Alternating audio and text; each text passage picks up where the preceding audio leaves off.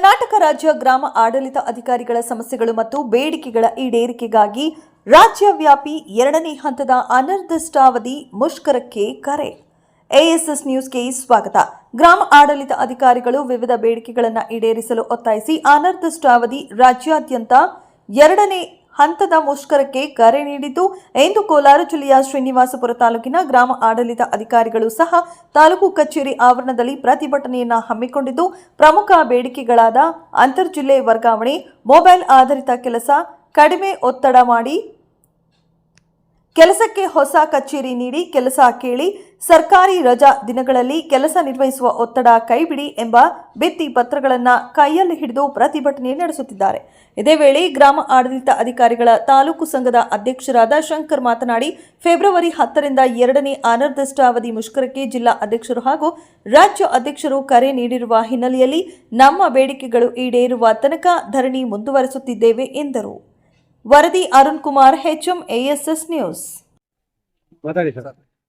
ಕರ್ನಾಟಕ ರಾಜ್ಯ ಗ್ರಾಮ ಆಡಳಿತ ಅಧಿಕಾರಿಗಳ ಕೇಂದ್ರ ಸಂಘದ ಅಧ್ಯಕ್ಷರ ಹಾಗೂ ಕೋಲಾರ ಜಿಲ್ಲಾ ಅಧ್ಯಕ್ಷರ ಸೂಚನೆ ಮೇರೆಗೆ ನಾವು ಈ ದಿನಾಂಕ 10/2/2025 ಇದು ನಮ್ಮ ಬೇಡಿಕೆ ಈಡೇರುವವರೆಗೆ 2ನೇ ಹಂತದ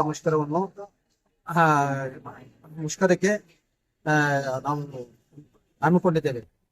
ಆದರೆ ಈಗ ಈ ಹಿಂದೆ ನಾವು ದಿನಾಂಕ 26/9/2024ರಿಂದ 3/10/2024 ಏನ್ ಮುಷ್ಕರ ಮಾಡಿ ನಮ್ಮ ಬೇಡಿಕೆಗಳನ್ನು ಈಡೇರಿಸೋದಕ್ಕೆ ಮನವಿ ಮಾಡ್ಕೊಂಡಿದ್ವಿ.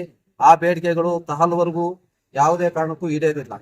ಆದ್ದರಿಂದ ನಾವು ನಮ್ಮ ರಾಜ್ಯ ಅಧ್ಯಕ್ಷರ ಹಾಗೂ ಜಿಲ್ಲಾ ಅಧ್ಯಕ್ಷರ ಸೂಚನೆ ಮೇರೆಗೆ ಈ ಮುಷ್ಕರವನ್ನು ಅನಿರ್ದಿಷ್ಟಾವಧಿ ಮುಷ್ಕರ ನಡೆಸೋದಕ್ಕೆ ಇದು ಹಮ್ಮಿಕೊಂಡಿದ್ದೇವೆ.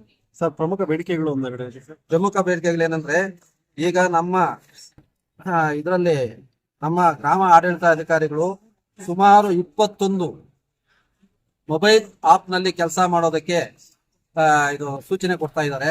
ಆದ್ರೆ ಇದಕ್ಕೆ ಬೇಕಾಗಿರ್ತಕ್ಕಂಥ ಫೆಸಿಲಿಟೀಸ್ ಏನು ನಮ್ಗೆ ಇದುವರೆಗೂ ಕೊಟ್ಟಿಲ್ಲ. ಆದ್ರೆ ಮೊಬೈಲ್ ಮೂಲಕ ನಾವು ಕೆಲಸ ಮಾಡೋದಕ್ಕೆ ಕಷ್ಟಕರವಾಗ್ತಾ ಇದೆ. ತಮ್ಮ ಹೆಸರು ಸರ್?